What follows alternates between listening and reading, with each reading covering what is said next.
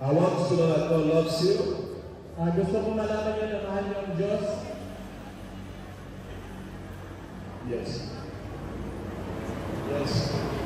God loves you. Mahal kayo ng Diyos. God cannot stop loving you. Hindi kayo pwedeng tigilan mahalin ng Panginoon. The Bible says that God is love. Sabi sa Biblia, ang Diyos ay pag-ibig. We don't know what love is. Hindi natin alam kung ano ang pag-ibig. Until the Bible says God loves. Hanggang nung sinabi ng Biblia at nagmamahal ang Diyos. And because God loves us, At dahil mahal tayo ng Diyos, we should love one another. dapat nating mahalin ang bawat kapwa.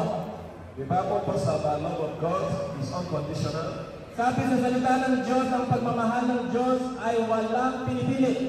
And the love of God is Jesus. At ang pag-ibig ng Diyos ay si Jesucristo.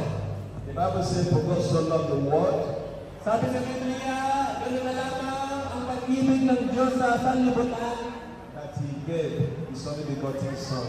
na ibinigay niya ang kanyang bugtong na anak. Love is about giving. Ang pag-ibig ay pagbibigay. Through Jesus Christ, Sa pamamagitan ni Jesucristo, we see the perfect love of God.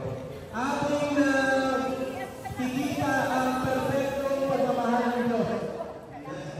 To come to earth, Hindi mo niya ang langit para pumunta sa sanlibutan so that we can know love, ng ating malaman ang pag-ibig, so that we can know God. ng ating makilala ang Diyos.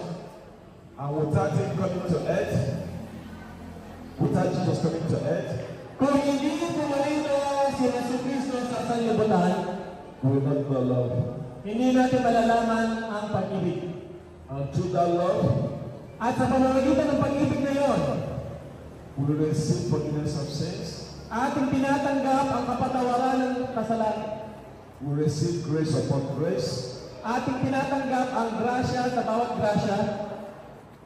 and we will receive the mercy of God. At ating tinatanggap ang awa ng Diyos.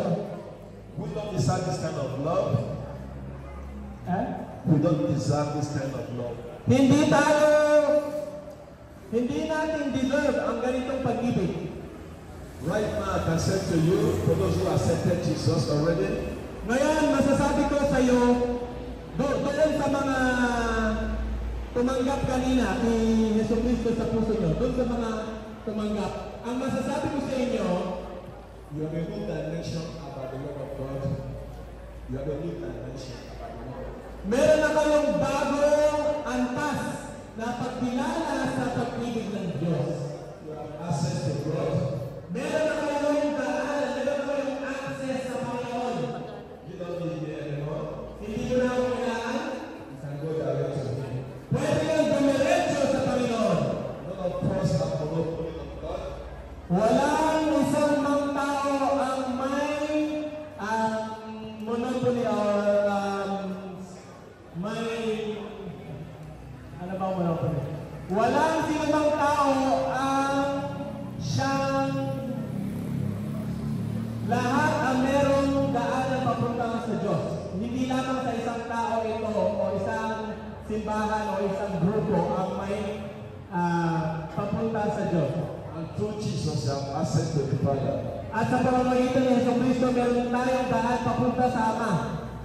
Now you can pray to Him direct. Ngayon, pwede ka nang manalangin diretso sa Diyos Ama. You can make your request to Him. Pwede mo nang ialay ang inyong hiling sa Kanya.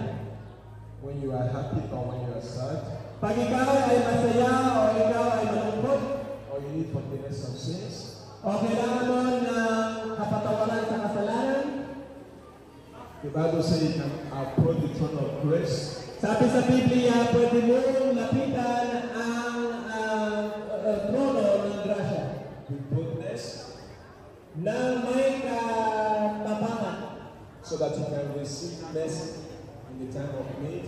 na inyong matanggap ang awa sa panahon ng pangangailangan. There's no more barriers anymore. Wala nang sagabal. Now, God can hear you. Ngayon, narinig na kayo ng Panginoon.